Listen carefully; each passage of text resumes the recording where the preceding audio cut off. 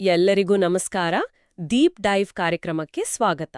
ಇಂದು ನಾವು ಕಂಪನಿಗಳ ಕಾಯ್ದೆ 2013ರ ಒಂದು ಆ, ಬಹಳ ಮುಖ್ಯವಾದ ವಿಷಯದ ಬಗ್ಗೆ ಸ್ವಲ್ಪ ಆಳವಾಗಿ ನೋಡೋಣ. ಅದೇನಂದ್ರೆ ನಿರ್ದೇಶಕರ ನೇಮಕಾತಿ ಮತ್ತು ಅವರ ಅರ್ಹತೆಗಳು. ಇದು ಕಂಪನಿ ಲಾ ಅಂದ್ರೆ ಸೆಕ್ಷನ್ ಎಯಲ್ಲಿ ಬರುವ ಮೊದಲ ಅಧ್ಯಾಯದ ಭಾಗ. CA ಪರೀಕ್ಷೆ ಬರೆಯೋರಿಗೆ ಇದು ತುಂಬಾನೇ ಹೆಲ್ಪ್ ಆಗತ್ತೆ. ಹೌದು. ನಮ್ಮ ಇವತ್ತಿನ ಚರ್ಚೆಗೆ ಆಧಾರ ಅಂದ್ರೆ ಈ ವಿಷಯದ ಮೇಲಿರೋ ಕೆಲವೊಂದು ಸ್ಟಡಿ ಮೆಟೀರಿಯಲ್ಸ್, ಇದರ ಮುಖ್ಯ ಪಾಯಿಂಟ್ಸ್, ಆಮೇಲೆ ಪರೀಕ್ಷೆಗೆ ಯಾವ್ದು ಇಂಪಾರ್ಟೆಂಟ್ ಅನ್ನೋದನ್ನ ಸಿಂಪಲ್ ಆಗಿ ಅರ್ಥ ಮಾಡ್ಕೊಳ್ಳೋಣ. ಶುರು ಮಾಡೋಣ ಅಲ್ವಾ? ಖಂಡಿತ. ಫಸ್ಟು ಈ ನಿರ್ದೇಶಕರು ಅಂದ್ರೆ ಯಾರು, ಯಾಕೆ ಬೇಕು ಅಂತ ಶುರು ಮಾಡೋಣ. ನೋಡಿ, ಕಂಪನಿ ಅನ್ನೋದು ಕಾನೂನು ಪ್ರಕಾರ ಒಂದು ಆರ್ಟಿಫಿಷಿಯಲ್ ಪರ್ಸನ್. ಅದಕ್ಕೆ ಸ್ವಂತ ದೇಹ ಇಲ್ಲ. ಸೊ ಅದನ್ನ ನಡೆಸೋಕೆ ಮನುಷ್ಯರು ಬೇಕೇ ಬೇಕು.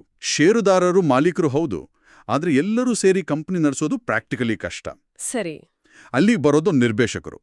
ಅವರೇ ಕಂಪನಿಯ ಮೆದುಳಿದ್ದಾಗೆ. ಅಂದ್ರೆ ಅವರು ಕಂಪನಿ ಪರವಾಗಿ ನಿರ್ಧಾರ ತಗೋತಾರಾ? ಹೌದು, ಅವರೇ ಕಂಪನಿಯ ಏಜೆಂಟ್ಸ್, ಟ್ರಸ್ಟೀಸ್ ತರ ಕೆಲಸ ಮಾಡ್ತಾರೆ. ಅವರ ನಿರ್ಧಾರಗಳಿಗೆ ಕಂಪನಿ ಬದ್ಧವಾಗಿರುತ್ತೆ.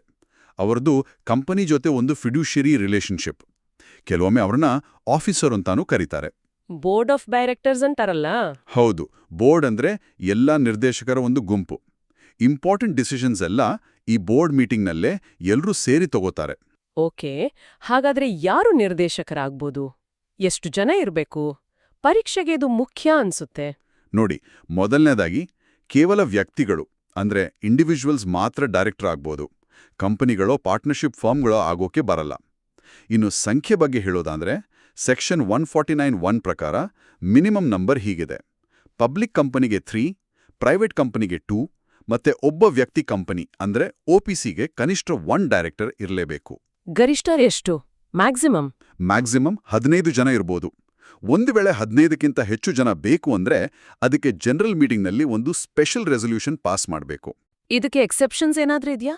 ಇದೆ. ಸರ್ಕಾರಿ ಕಂಪನಿಗಳು ಮತ್ತೆ ಸೆಕ್ಷನ್ 8 ಕಂಪನಿಗಳಿಗೆ ಈ 15ರ ಲಿಮಿಟ್ ಮತ್ತೆ ಸ್ಪೆಷಲ್ ರೆಸಲ್ಯೂಷನ್ ಬೇಕಾಗಿಲ್ಲ. ಆದ್ರೆ ಒಂದು ಕಂಡೀಷನ್ ಇದೆ. ಈ ಕಂಪನಿಗಳು ಫಿನಾನ್ಷಿಯಲ್ ಸ್ಟೇಟ್ಮೆಂಟ್ಸ್ ಅಥವಾ ಆನ್ಯುವಲ್ ರಿಟರ್ನ್ ಫೈಲಿಂಗ್ನಲ್ಲಿ ಡಿಫಾಲ್ಟ್ ಆಗಿರಬಾರ್ದು. ಈ ಎಕ್ಸೆಪ್ಷನ್ ಕಂಡೀಷನ್ಸ್ ಪರೀಕ್ಷೆಯಲ್ಲಿ ಕೇಳ್ತಾರೆ ನೋಡಿ. ಸರಿ. ಇನ್ನು ಕೆಲವು ಕಡ್ಡಾಯ ನೇಮಕಾತಿಗಳಿವೆಯಲ್ಲ, ಮಹಿಳಾ ನಿರ್ದೇಶಕಿ ಬಗ್ಗೆ ಏನ್ ಹೇಳುತ್ತೆ ಕಾನೂನು? ಹೌದು, ಇದು ಕೂಡ ತುಂಬಾ ಇಂಪಾರ್ಟೆಂಟ್ ಪರೀಕ್ಷೆಗೆ. ರೂಲ್ 3 ಪ್ರಕಾರ ಎಲ್ಲಾ ಲಿಸ್ಟೆಡ್ ಕಂಪನಿಗಳು ಮತ್ತೆ ದೊಡ್ಡ ಪಬ್ಲಿಕ್ ಕಂಪನಿಗಳು. ದೊಡ್ಡ ಅಂದ್ರೆ ಯಾರ ಪೇಡ್ ಅಪ್ ಶೇರ್ ಕ್ಯಾಪಿಟಲ್ 100 ಕೋಟಿ ಅಥವಾ ಅದಕ್ಕಿಂತ ಹೆಚ್ಚು ಅಥವಾ ಟರ್ನ್ ಓವರ್ 300 ಕೋಟಿ ಅಥವಾ ಅದಕ್ಕಿಂತ ಹೆಚ್ಚಿದೆಯೋ, ಇತ್ತೀಚಿನ ಆಡಿಟೆಡ್ ಸ್ಟೇಟ್ಮೆಂಟ್ಸ್ ಪ್ರಕಾರ ಅಂಥ ಕಂಪನಿಗಳು ಕನಿಷ್ಠ ಒಬ್ರು ಮಹಿಳಾ ನಿರ್ದೇಶಕಿಯನ್ನ ನೇಮಿಸಲೇಬೇಕು. ಒಂದ್ ವೇಳೆ ಪೊಸಿಷನ್ ಖಾಲಿ ಆದ್ರೆ ಬೋರ್ಡ್ ಆದಷ್ಟು ಬೇಗ ಅದನ್ನ ಫಿಲ್ ಮಾಡಬೇಕು. ಅಂದ್ರೆ ನೆಕ್ಸ್ಟ್ ಬೋರ್ಡ್ ಮೀಟಿಂಗ್ ಅಥವಾ ವೇಕೆನ್ಸಿ ಆದಾಗಿನಿಂದ 3 ತಿಂಗಳು. ಇದರಲ್ಲಿ ಯಾವುದು ಲೇಟಾಗಿ ಬರುತ್ತೋ ಅದರೊಳಗೆ ತುಂಬಬೇಕು. ಓ ಹಾಗ. ಒಂದು ಉದಾಹರಣೆ ಹೇಳಿದ್ರಲ್ಲ, ಮಾರ್ಚ್ 17ಕ್ಕೆ ಖಾಲಿಯಾಗಿ ಜೂನ್ 25ಕ್ಕೆ ಬೋರ್ಡ್ ಮೀಟಿಂಗ್ ಇದ್ರೆ? ಹೌದು, ಆಗ ಜೂನ್ 25ರೊಳಗೆ ಫಿಲ್ ಮಾಡಬೇಕು. ಯಾಕಂದ್ರೆ 3 ತಿಂಗಳು ಮುಗಿಯೋದು ಜೂನ್ 16ಕ್ಕೆ ಆದರೂ ನೆಕ್ಸ್ಟ್ ಬೋರ್ಡ್ ಮೀಟಿಂಗ್ ಜೂನ್ 25ಕ್ಕೆ ಇದೆ. So whichever is later. ಸರಿ, ಅರ್ಥ ಆಯ್ತು. ಇನ್ನೊಂದು ರೆಸಿಡೆಂಟ್ ಡೈರೆಕ್ಟರ್. ಹೌದು, ಸೆಕ್ಷನ್ 149(3) ಪ್ರಕಾರ ಪ್ರತಿ ಕಂಪನಿಯಲ್ಲೂ ಕನಿಷ್ಠ ಒಬ್ಬ ಡೈರೆಕ್ಟರ್ ಆದ್ರೂ ಇರಬೇಕು, ಯಾರು ಒಂದು ಫಿನಾನ್ಷಿಯಲ್ ಇಯರ್ನಲ್ಲಿ ಟೋಟಲ್ ಆಗಿ 182 ದಿನ ಅಥವಾ ಅದಕ್ಕಿಂತ ಹೆಚ್ಚು ದಿನ ಇಂಡಿಯಾದಲ್ಲಿ ವಾಸವಾಗಿದ್ರು. ಓಕೆ, ಇದರ ಜೊತೆಗೆ ಇಂಡಿಪೆಂಡೆಂಟ್ ಡೈರೆಕ್ಟರ್ಸ್, ಎಕ್ಸಿಕ್ಯೂಟಿವ್, ನಾನ್ ಎಕ್ಸಿಕ್ಯೂಟಿವ್ ಅಂತಾನೂ ಇದೆಯಲ್ಲ? ಹೌದು. ಇಂಡಿಪೆಂಡೆಂಟ್ ಡೈರೆಕ್ಟರ್ಸ್ ಕೆಲವು ಪಬ್ಲಿಕ್ ಕಂಪನಿಗಳಿಗೆ ಕಡ್ಡಾಯ. ಕಾರ್ಪೊರೇಟ್ ಗವರ್ನೆನ್ಸ್ ದೃಷ್ಟಿಯಿಂದ ಇದು ಮುಖ್ಯ. ಎಕ್ಸಿಕ್ಯೂಟಿವ್ ಡೈರೆಕ್ಟರ್ಸ್ ಅಂದ್ರೆ ಕಂಪನಿಯ ಡೇ ಟು ಡೇ ಕೆಲಸಗಳಲ್ಲಿ ಇರ್ತಾರೆ. Non executive directors policy making, supervision ಈ ತರಹ ರೋಲ್ನಲ್ಲಿರ್ತಾರೆ. ಸರಿ, ಈಗ ಡೈರೆಕ್ಟರ್ ಆಗೋಕೆ ಬೇಕಾದ ಒಂದು ಮುಖ್ಯವಾದ ಅರ್ಹತೆ DIN ಬಗ್ಗೆ ಮಾತಾಡೋಣ. ಏನಿದು DIN? ಡಿನ್ ಅಂದ್ರೆ ಡೈರೆಕ್ಟರ್ ಐಡೆಂಟಿಫಿಕೇಶನ್ ನಂಬರ್. ಸೆಕ್ಷನ್ 152(3) ಪ್ರಕಾರ ಯಾರು ಡೈರೆಕ್ಟರ್ ಆಗಿ ಅಪಾಯಿಂಟ್ ಆಗಬೇಕಾದ್ರೂ ಅವರಿಗೆ ಡಿನ್ ಇರಲೇಬೇಕು. ಇದು ಒಬ್ಬ ವ್ಯಕ್ತಿಗೆ ಕೇಂದ್ರ ಸರ್ಕಾರ ಕೊಡುವ ಯುನೀಕ್ ನಂಬರ್. LLP ಆಕ್ಟಲ್ಲಿ DPIN ಇದ್ರೆ ಅದೇ ಡಿನ್ ಆಡುತ್ತೆ. ಇದಕ್ಕೆ ಹೇಗೆ ಅಪ್ಲೈ ಮಾಡೋದು? ಫಾರ್ಮ್ DIR-3 ಅಂತ ಇದೆ. ಆನ್ಲೈನ್ನಲ್ಲಿ ಅಪ್ಲೈ ಮಾಡಬೇಕು. ಜೊತೆಗೆ ಫೀಸ್, ಡಾಕ್ಯುಮೆಂಟ್ಸ್ ಅಂದ್ರೆ photo, ID proof, address proof ಎಲ್ಲ ಬೇಕು. ಅಪ್ಲಿಕೇಶನ್ಗೆ ಡಿಜಿಟಲ್ ಸಿಗ್ನೇಚರ್ DSC ಬೇಕು. ಮತ್ತೆ ಅದನ್ನ ಒಬ್ಬ ಪ್ರಾಕ್ಟೀಸಿಂಗ್ ಪ್ರೊಫೆಷನಲ್ ಅಂದ್ರೆ CA, CS, CMA ಅಥವಾ ಆ ಕಂಪನಿಯ existing director KMP digitally verify ಮಾಡಬೇಕು. ಇದಕ್ಕೇನಾದ್ರೂ ಸುಲಭ ದಾರಿ ಇದೆಯಾ? ಹೌದು, ಒಂದು ಈಸಿ ಮೆಥಡ್ ಏನಂದ್ರೆ ಹೊಸ ಕಂಪನಿ ರಿಜಿಸ್ಟರ್ ಮಾಡುವಾಗ SPIC ಪ್ಲಸ್ ಫಾರ್ಮ್ ಇದೆಯಲ್ಲ, ಅದರಲ್ಲೇ ಮ್ಯಾಕ್ಸಿಮಮ್ 3 ಜನ ಡೈರೆಕ್ಟರ್ಸ್ಗಳಿಗೆ ಡಿನ್ ತಗೊಬೋದು. ಡಿನ್ ಸಿಕ್ಕಿದ್ಮೇಲೆ ಏನಾದ್ರೂ ಮಾಡ್ಬೇಕಾ? ಕಂಪ್ಲೈನ್ಸ್? ಖಂಡಿತ ಇದೆ. ಮೊದಲನೇದಾಗಿ ಒಬ್ಬ ವ್ಯಕ್ತಿ ಒಂದಕ್ಕಿಂತ ಹೆಚ್ಚು ಡಿನ್ ಇಟ್ಕೊಳ್ಳೋ ಹಾಗಿಲ್ಲ. ಅದು ಸೆಕ್ಷನ್ 155. ಎರಡನೇದು, ಡಿನ್ ಸಿಕ್ಕಿದ 1 ತಿಂಗಳೊಳಗೆ ಅದನ್ನು ತನ್ನ ಡೈರೆಕ್ಟರ್ ಆಗಿರೋ ಎಲ್ಲಾ ಕಂಪನಿಗಳಿಗೆ ತಿಳಿಸ್ಬೇಕು. ಇದು ಸೆಕ್ಷನ್ 156. ಕಂಪನಿ ಏನ್ ಮಾಡ್ಬೇಕು? ಕಂಪನಿ ಆ ಮಾಹಿತಿಯನ್ನ 15 ದಿನದೊಳಗೆ ರಿಜಿಸ್ಟ್ರಾರ್ಗೆ ತಿಳಿಸ್ಬೇಕು. ಅದಕ್ಕೆ ಫಾರ್ಮ್ DIR 3C ಇದೆ, ಸೆಕ್ಷನ್ 157. ಇದನ್ನೆಲ್ಲ ಸರಿಯಾಗಿ ಮಾಡ್ಲಿಲ್ಲ ಅಂದ್ರೆ ಪೆನಾಲ್ಟಿ ಇದೆ. ಪ್ರತಿ ವರ್ಷ ಏನಾದ್ರೂ ಮಾಡ್ಬೇಕಾ ಡಿನ್ಗೆ? ಹೌದು. ಈಗ ರೂಲ್ 12A ಪ್ರಕಾರ ಪ್ರತಿ ವರ್ಷ ಎಲ್ಲ ಡಿನ್ ಹೋಲ್ಡರ್ಸ್ ತಮ್ಮ KYC ಡೀಟೇಲ್ಸ್ನ ಫಾರ್ಮ್ DIR 3 KYCಯಲ್ಲಿ ಫೈಲ್ ಮಾಡಬೇಕು. ಇದು ಮಿಸ್ ಮಾಡಿದ್ರೆ ಡಿನ್ ಡಿಆಕ್ಟಿವೇಟ್ ಆಗುತ್ತೆ. ಆಮೇಲೆ ಅದನ್ನ ರಿಯಾಕ್ಟಿವೇಟ್ ಮಾಡಕ್ಕೆ ಫೀಸ್ ಕಟ್ಟಿ ಮಾಡಿಸ್ಕೋಬೇಕು. ಏನಾದರೂ ಅಡ್ರೆಸ್ ಚೇಂಜ್ ಆದ್ರೆ ಅದನ್ನ 30 ದಿನದೊಳಗೆ ಫಾರ್ಮ್ DIR 6ನಲ್ಲಿ ತಿಳಿಸ್ಬೇಕು. ಇದೆಲ್ಲ ಎಕ್ಸಾಮ್ನಲ್ಲಿ MCQಗೆ ಬರ್ಬೋದು. ಓಕೆ, ಡಿನ್ ಇರ್ಲೇಬೇಕು ಅಂತ ಗೊತ್ತಾಯ್ತು. ಇನ್ನು ಡೈರೆಕ್ಟರ್ ಆಗಲು ಅನರ್ಹತೆಗಳು, ಡಿಸ್ಕ್ವಾಲಿಫಿಕೇಷನ್ಸ್, ಇದು ಬಹಳ ಮುಖ್ಯ ಅನ್ಸುತ್ತೆ. ಸೆಕ್ಷನ್ 164. ಹೌದು, ಸೆಕ್ಷನ್ 164 ಬಹಳ ಮುಖ್ಯ. ಇದರಲ್ಲಿ 2 ಸಬ್ಸೆಕ್ಷನ್ ಇದೆ, 164(1) ಮತ್ತು 164(2). 164(1) ಒಬ್ಬ ವ್ಯಕ್ತಿಗೆ ಸಂಬಂಧಪಟ್ಟಿದ್ದು. ಮುಖ್ಯವಾದ ಕಾರಣಗಳು ಅಂದ್ರೆ ಕೋರ್ಟ್ನಿಂದ ಅನ್ಸೌಂಡ್ ಮೈಂಡ್ ಅಂತ ಡಿಕ್ಲೇರ್ ಆಗಿದ್ರೆ, ಅನ್ಡಿಸ್ಚಾರ್ಜ್ಡ್ ಇನ್ಸಾಲ್ವೆಂಟ್ ಆಗಿದ್ರೆ, ಅಥವಾ ದಿವಾಳಿತನಕ್ಕೆ ಅಪ್ಲೈ ಮಾಡಿ ಪೆಂಡಿಂಗ್ ಇದ್ರೆ, ಯಾವುದೇ ಅಪರಾಧಕ್ಕೆ 6 ತಿಂಗಳಿಗಿಂತ ಹೆಚ್ಚು ಜೈಲು ಶಿಕ್ಷೆ ಆಗಿದ್ದು ಆ ಶಿಕ್ಷೆ ಮುಗಿದು 5 ವರ್ಷ ಆಗಿಲ್ಲ ಅಂದ್ರೆ, 7 ವರ್ಷಕ್ಕಿಂತ ಹೆಚ್ಚು ಶಿಕ್ಷೆ ಆದ್ರೆ ಲೈಫ್ ಲಾಂಗ್ ಅನರ್ಹತೆ.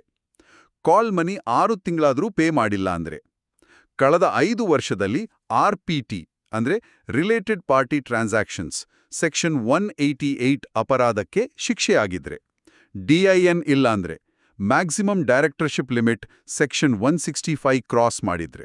ಓಕೆ, ಇನ್ನು 164(2) ಇದೆಯಲ್ಲ, ಅದು ಕಂಪನಿ ಡಿಫಾಲ್ಟ್ಗೆ ಸಂಬಂಧಿಸಿದ್ದಲ್ವಾ?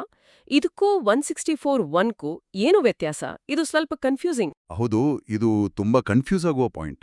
ಪರೀಕ್ಷೆಗೆ ಅತಿ ಮುಖ್ಯ.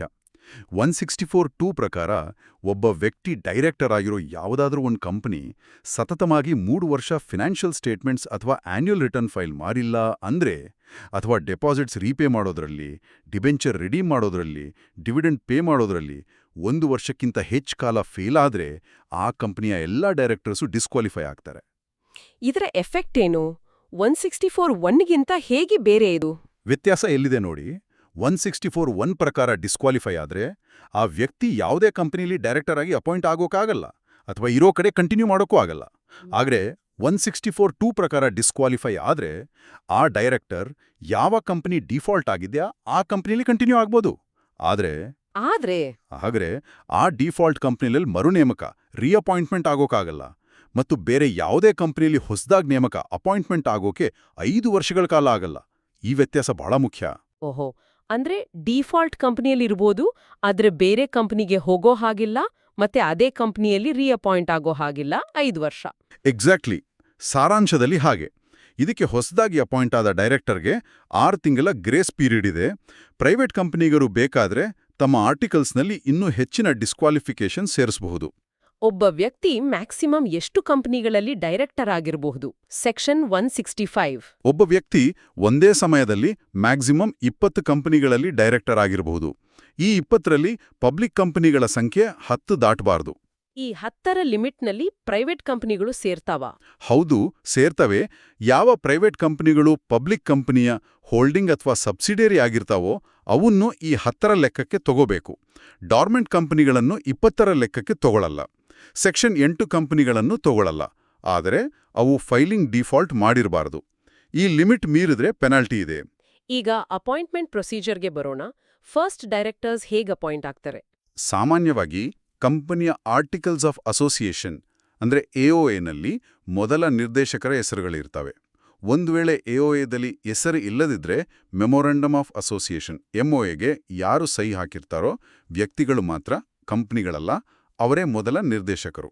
ಅವರು ಎಷ್ಟು ಕಾಲ ಇಡ್ತಾರೆ? ಅವರು ಮೊದಲ AGM ಅಂದ್ರೆ ವಾರ್ಷಿಕ ಸಾಮಾನ್ಯ ಸಭೆ ನಡೆಯೋವರೆಗೂ ಇರ್ತಾರೆ. OPCಯಲ್ಲಿ ಆ ಒಬ್ಬ ಮೆಂಬರೇ ಫಸ್ಟ್ ಡೈರೆಕ್ಟರ್. ಆಮೇಲೆ ಸಬ್ಸಿಕ್ವೆಂಟ್ ಡೈರೆಕ್ಟರ್ಸ್? ಸಾಮಾನ್ಯವಾಗಿ ನಂತರದ ಡೈರೆಕ್ಟರ್ಸ್ಗಳನ್ನ AGMನಲ್ಲಿ ಷೇರುದಾರರು ಆರ್ಡಿನರಿ ರೆಸಲ್ಯೂಷನ್ ಪಾಸ್ ಮಾಡಿ ಅಪಾಯಿಂಟ್ ಮಾಡ್ತಾರೆ. ಸೆಕ್ಷನ್ 152(2). ಆದರೆ ಇದೊಂದೇ ದಾರಿಯಲ್ಲ. ಬೋರ್ಡ್ ಕೂಡ ಕೆಲವೊಮ್ಮೆ ಡೈರೆಕ್ಟರ್ಸ್ನ ಅಪಾಯಿಂಟ್ ಮಾಡ್ಬೋದು. ಅದನ್ನ ಆಮೇಲೆ ನೋಡೋಣ. ಅಪಾಯಿಂಟ್ಮೆಂಟ್ಗೆ ಬೇಕಾದ ಮುಖ್ಯ ಪ್ರಕ್ರಿಯೆಗಳು ಅಥವಾ ಡಾಕ್ಯುಮೆಂಟ್ಸ್ ಏನು? ಕೆಲವು ಇಂಪಾರ್ಟೆಂಟ್ ಸ್ಟೆಪ್ಸ್ ಇದೆ ನೋಡಿ. ಒಂದು, ಡಿನ್ ಇರಲೇಬೇಕು. ಅದು ಸೆಕ್ಷನ್ 152(3). 2, ಅಪಾಯಿಂಟ್ ಆಗೋ ವ್ಯಕ್ತಿ ತಾನು ಡಿಸ್ಕ್ವಾಲಿಫೈಡ್ ಅಲ್ಲ ಅಂತ ಒಂದು ಡಿಕ್ಲರೇಷನ್ ಕೊಡಬೇಕು. 152(4). 3, ಡೈರೆಕ್ಟರ್ ಆಗಿ ಆಕ್ಟ್ ಮಾಡೋಕೆ ಲಿಖಿತವಾಗಿ ಒಪ್ಪಿಗೆ ಕೊಡಬೇಕು. ಇದು ಫಾರ್ಮ್ DIR 2ನಲ್ಲಿ. 152(5). 4, ಕಂಪನಿ ಅಪಾಯಿಂಟ್ಮೆಂಟ್ನ 30 ದಿನದೊಳಗೆ ರಿಜಿಸ್ಟ್ರಾರ್ಗೆ ತಿಳಿಸಬೇಕು. ಅದಕ್ಕೆ ಫಾರ್ಮ್ DIR 12. ಈ ಫಾರ್ಮ್ ನಂಬರ್ಸ್, ಟೈಮ್ ಲಿಮಿಟ್ಸ್ ಎಲ್ಲ ನೆನ್ಪಿಟ್ಕೋಬೇಕು. ಸಾರ್ವಜನಿಕ ಕಂಪನಿಗಳಲ್ಲಿ ರಿಟೈರ್ಮೆಂಟ್ ಬೈ ರೊಟೇಷನ್ ಅಂತ ಇದೆಯಲ್ಲ, ಸೆಕ್ಷನ್ 152(6). ಇದ್ಯಾಕೆ? ಹೌದು, ಇದರ ಉದ್ದೇಶ ಅಂದ್ರೆ ಒಂದೇ ಗ್ರೂಪು ಪರ್ಮನೆಂಟ್ ಆಗಿ ಬೋರ್ಡ್ನ ಕಂಟ್ರೋಲ್ ಮಾಡೋದನ್ನ ತಪ್ಪಿಸೋದು. ಇದು ಪಬ್ಲಿಕ್ ಕಂಪನಿಗಳಿಗೆ ಮತ್ತೆ ಪಬ್ಲಿಕ್ ಕಂಪನಿಗೆ ಸಬ್ಸಿಡಿಯರಿ ಆಗಿರೋ ಪ್ರೈವೇಟ್ ಕಂಪನಿಗಳಿಗೆ ಮಾತ್ರ ಅಪ್ಲೈ ಆಗುತ್ತೆ. ಪ್ಯೂರ್ ಪ್ರೈವೇಟ್ ಕಂಪನಿಗಳಿಗೆ ಅಲ್ಲ. ಇದನ್ನ ಹೇಗೆ ಲೆಕ್ಕ ಹಾಕ್ತಾರೆ? ಎಕ್ಸಾಮ್ನಲ್ಲಿ ಕ್ಯಾಲ್ಕುಲೇಷನ್ ಪ್ರಾಬ್ಲಮ್ ಬರ್ಬಹುದಾ? ಹೌದು, ಖಂಡಿತ ಬರಬಹುದು. ಲೆಕ್ಕಾಚಾರ ಹೀಗೆ. 1, ಮೊದಲು ಟೋಟಲ್ ನಂಬರ್ ಆಫ್ ಡೈರೆಕ್ಟರ್ಸ್ ಎಷ್ಟು ಅಂತ ನೋಡಬೇಕು. ಇದರಲ್ಲಿ ಇಂಡಿಪೆಂಡೆಂಟ್ ಡೈರೆಕ್ಟರ್ಸ್ ಮತ್ತೆ ನಾಮಿನಿ ಡೈರೆಕ್ಟರ್ಸ್ ಕೌಂಟ್ ಮಾಡಲ್ಲ. 2, ಈ ಟೋಟಲ್ ನಂಬರ್ನ ಕನಿಷ್ಠ 23% ರಷ್ಟು ಡೈರೆಕ್ಟರ್ಸ್ ರೊಟೇಷನ್ಗೆ ಲಯಬಲ್ ಆಗ್ತಾರೆ. ಇವರೇ ರೊಟೇಷನಲ್ ಡೈರೆಕ್ಟರ್ಸ್. 3, ಪ್ರತಿ AGMನಲ್ಲೂ ಈ ರೊಟೇಷನಲ್ ಡೈರೆಕ್ಟರ್ಸ್ನಲ್ಲಿ 1/3 ಭಾಗ ಅಥವಾ 1/3ಗೆ ಹತ್ತಿರದ ನಂಬರ್ ರಿಟೈರ್ ಆಗಬೇಕು. ಓಕೆ, ಒಂದು ಎಕ್ಸಾಂಪಲ್ ಹೇಳಿ. ಈಗ ಒಂದು ಕಂಪನಿಯಲ್ಲಿ 12 ಡೈರೆಕ್ಟರ್ಸ್ ಇದ್ದಾರೆ ಅನ್ಕೊಳ್ಳಿ. ಅದರಲ್ಲಿ 3 ಜನ ಇಂಡಿಪೆಂಡೆಂಟ್ ನಾಮಿನಿ. ಹಾಗಾದ್ರೆ ಟೋಟಲ್ ಲೆಕ್ಕಕ್ಕೆ ಬರೋದು 12 - 3 = 9 ಜನ. ಈ 9ರಲ್ಲಿ 23 ಅಂದ್ರೆ 6 ಜನ ರೊಟೇಷನಲ್. ಈ 6ರಲ್ಲಿ 1/3 ಅಂದ್ರೆ 2 ಜನ ಪ್ರತಿ AGMನಲ್ಲೂ ರಿಟೈರ್ ಆಗ್ತಾರೆ. ಯಾರು ರಿಟೈರ್ ಆಗ್ತಾರೆ ಅಂತ ಹೇಗೆ ಡಿಸೈಡ್ ಮಾಡ್ತಾರೆ? ಯಾರು ಜಾಸ್ತಿ ಕಾಲ ಆಫೀಸ್ನಲ್ಲಿದ್ದಾರೋ ಅವರು. ಲಾಸ್ಟ್ ಇನ್ ಫಸ್ಟ್ ಔಟ್ ತರ ಅಲ್ಲ, ಫಸ್ಟ್ ಇನ್ ಫಸ್ಟ್ ಔಟ್ ತರ. ಅಂದ್ರೆ ಅತಿ ಹಳೆಯವರು. ಒಂದೇ ದಿನ ಅಪಾಯಿಂಟ್ ಆಗಿದ್ರೆ ಮ್ಯೂಚುವಲ್ ಅಗ್ರಿಮೆಂಟ್ ಅಥವಾ ಲಾಟ್ಸ್ ಹಾಕಿ ಡಿಸೈಡ್ ಮಾಡ್ತಾರೆ. ರಿಟೈರ್ ಆದೋರ್ ಜಾಗಕ್ಕೇನಾಗತ್ತೆ? ಡೀಮ್ಡ್ ರಿಅಪಾಯಿಂಟ್ಮೆಂಟ್ ಅಂದ್ರೆ ಏನು? AGMನಲ್ಲಿ ಕಂಪನಿ ರಿಟೈರ್ ಆಗೋರನ್ನ ಮತ್ತೆ ರಿಅಪಾಯಿಂಟ್ ಮಾಡ್ಬೋದು, ಇಲ್ಲ ಬೇರೆಯವ್ರನ್ನ ಅಪಾಯಿಂಟ್ ಮಾಡ್ಬೋದು, ಇಲ್ಲ ಆ ಜಾಗ ಖಾಲಿ ಇಡೋಣ ಅಂತಾನೂ ಡಿಸೈಡ್ ಮಾಡ್ಬೋದು. ಒಂದು ವೇಳೆ ಮೀಟಿಂಗಲ್ಲಿ ಆ ಜಾಗ ತುಂಬಲೂ ಇಲ್ಲ, ಖಾಲಿ ಇಡೋಕ್ಕೂ ಡಿಸೈಡ್ ಮಾಡ್ಲಿಲ್ಲ ಅಂದ್ರೆ ಮೀಟಿಂಗ್ ಅಡ್ಜರ್ನ್ ಆಗುತ್ತೆ. ಅಡ್ಜರ್ನ್ ಆದ ಮೀಟಿಂಗ್ನಲ್ಲೂ ಸೇಮ್ ಪರಿಸ್ಥಿತಿ ಇದ್ರೆ ಆಗ ರಿಟೈರ್ ಆಗ್ತಿರೋ ಡೈರೆಕ್ಟರ್ ತಾನಾಗೆ ರಿಅಪಾಯಿಂಟ್ ಆಗಿದ್ದಾರೆ ಅಂತ ಡೀಮ್ ಮಾಡ್ಲಾಗತ್ತೆ. ಅದೇ ಡೀಮ್ಡ್ ರಿಅಪಾಯಿಂಟ್ಮೆಂಟ್. ಸೆಕ್ಷನ್ 152(7). ಇದಕ್ಕೇನಾದ್ರೂ ಅಪವಾದಗಳಿವ್ಯಾ? ಹೌದು. ರಿಅಪಾಯಿಂಟ್ಮೆಂಟ್ ರೆಸಲ್ಯೂಷನ್ ವೋಟ್ ಹಾಕಿ ಸೋತ್ ಹೋದ್ರೆ, ಅಥವಾ ಆ ಡೈರೆಕ್ಟರ್ ನನಗೆ ಇಷ್ಟ ಇಲ್ಲ ಅಂತ ಬರೆದು ಕೊಟ್ಟಿದ್ರೆ, ಅಥವಾ ಅವರು ಡಿಸ್ಕ್ವಾಲಿಫೈಡ್ ಆಗಿದ್ರೆ ಈ ಡೀಮ್ಡ್ ರಿಅಪಾಯಿಂಟ್ಮೆಂಟ್ ಅಪ್ಲೈ ಆಗಲ್ಲ. ಈ ಕಂಡೀಷನ್ಸ್ ಕೂಡ ಮುಖ್ಯ. ಜನರಲ್ ಮೀಟಿಂಗ್ ಅಲ್ಲದೆ ಬೋರ್ಡ್ ಆಫ್ ಡೈರೆಕ್ಟರ್ಸ್ ಕೂಡ ಅಪಾಯಿಂಟ್ ಮಾಡಬಹುದಲ್ಲ, ಸೆಕ್ಷನ್ 161. ಹೌದು, ಬೋರ್ಡ್ 4 ತರಹದ ಡೈರೆಕ್ಟರ್ಸ್ಗಳನ್ನ ಅಪಾಯಿಂಟ್ ಮಾಡಬಹುದು. ಆದರೆ ಇದಕ್ಕೆ ಆರ್ಟಿಕಲ್ಸ್ನಲ್ಲಿ ಅವಕಾಶ ಇರಬೇಕು. 1, additional director, section 161(1). Board maximum limit ಒಳಗೆ ಇವರನ್ನ ಅಪಾಯಿಂಟ್ ಮಾಡಬಹುದು. ಇವರ ಟರ್ಮ್ ನೆಕ್ಸ್ಟ್ AGMವರೆಗೆ ಮಾತ್ರ ಇರುತ್ತೆ. AGMನಲ್ಲಿ ಸೋತೋರನ್ನ ಹೀಗೆ ನೇಮಿಸೋ ಹಾಗಿಲ್ಲ. 2, ಆಲ್ಟರ್ನೇಟ್ ಡೈರೆಕ್ಟರ್, ಸೆಕ್ಷನ್ 161(2). ಒಬ್ಬ ಒರಿಜಿನಲ್ ಡೈರೆಕ್ಟರ್ ಕನಿಷ್ಠ 3 ತಿಂಗಳು ಇಂಡಿಯಾದಿಂದ ಹೊರಗಡೆ ಇದ್ರೆ ಅವರ ಬದಲಿಗೆ ಬೋರ್ಡ್ ಆಲ್ಟರ್ನೇಟ್ ಡೈರೆಕ್ಟರ್ನ ನೇಮಿಸಬಹುದು. ಒರಿಜಿನಲ್ ಡೈರೆಕ್ಟರ್ ವಾಪಸ್ ಬಂದ ತಕ್ಷಣ ಇವರ ಟರ್ಮ್ ಮುಗಿಯುತ್ತೆ. ಒಬ್ಬ ವ್ಯಕ್ತಿ ಒಂದೇ ಕಂಪನಿಯಲ್ಲಿ ಒಂದಕ್ಕಿಂತ ಹೆಚ್ಚು ಆಲ್ಟರ್ನೇಟ್ ಡೈರೆಕ್ಟರ್ಶಿಪ್ ಇಟ್ಕೊಳ್ಳೋ ಹಾಗಿಲ್ಲ. 3, nominee director, section 161(3). Financial institutions, government ಅಥವಾ ಬೇರೆಯವರು ಕಾಂಟ್ರಾಕ್ಟ್ ಪ್ರಕಾರ ತಮ್ಮ ಇಂಟ್ರೆಸ್ಟ್ ಕಾಪಾಡಿಕೊಳ್ಳೋಕೆ ಇವರನ್ನ ನಾಮಿನೇಟ್ ಮಾಡಬಹುದು. ಬೋರ್ಡ್ ಇವರನ್ನ ಅಪಾಯಿಂಟ್ ಮಾಡುತ್ತೆ. 4, ಕ್ಯಾಶುವಲ್ ವೇಕೆನ್ಸಿ, ಸೆಕ್ಷನ್ 161(4). AGMನಲ್ಲಿ ಅಪಾಯಿಂಟ್ ಆದ ಡೈರೆಕ್ಟರ್ ಟರ್ಮ್ ಮುಗಿಯೋ ಮುಂಚೆ ರಿಟೈರ್ಮೆಂಟ್ ಅಲ್ಲದೆ ಬೇರೆ ಕಾರಣಕ್ಕೆ ಆಫೀಸ್ ಖಾಲಿ ಮಾಡಿದ್ರೆ, ಉದಾಹರಣೆ ಸಾವು, ರಾಜೀನಾಮೆ, ಆ ಜಾಗವನ್ನ ಬೋರ್ಡ್ ತುಂಬಬಹುದು. ಇವರ ಟರ್ಮ್ ಒರಿಜಿನಲ್ ಡೈರೆಕ್ಟರ್ನ ಬಾಕಿ ಉಳಿದಿರೋ ಅವಧಿಗೆ ಮಾತ್ರ ಇರುತ್ತೆ. ಈ ನೇಮಕಾತಿನ ನೆಕ್ಸ್ಟ್ AGMನಲ್ಲಿ ಅಪ್ರೂವ್ ಮಾಡಿಸ್ಬೇಕು. ಸಣ್ಣ ಷೇರುದಾರರ ನಿರ್ದೇಶಕ ಅಂತಾನೂ ಇದೆಯಲ್ಲ, ಸೆಕ್ಷನ್ 151. ಹೌದು, ಇದು ಲಿಸ್ಟೆಡ್ ಕಂಪನಿಗಳಿಗೆ ಮಾತ್ರ. ಸಣ್ಣ ಷೇರುದಾರರು ಅಂದ್ರೆ ಯಾರತ್ರ 20,000 ರೂಪಾಯಿಗಿಂತ ಕಡಿಮೆ ಫೇಸ್ ವ್ಯಾಲ್ಯೂ ಶೇರ್ಸ್ ಇದೆಯೋ ಅವರು ರಿಕ್ವೆಸ್ಟ್ ಮಾಡಿದ್ರೆ ಅಥವಾ ಕಂಪನಿ ತಾನಾಗೆ ಒಬ್ಬ ಡೈರೆಕ್ಟರ್ನ ಅಪಾಯಿಂಟ್ ಮಾಡಬಹುದು. ಇವರು ಇಂಡಿಪೆಂಡೆಂಟ್ ಡೈರೆಕ್ಟರ್ ಆಗಿರಬೇಕು. ಟರ್ಮ್ 3 ವರ್ಷ. ಅಪಾಯಿಂಟ್ ಆಗೋಕೆ ಆಗಲ್ಲ. ರೊಟೇಷನ್ಗೂ ಒಳಪಡಲ್ಲ.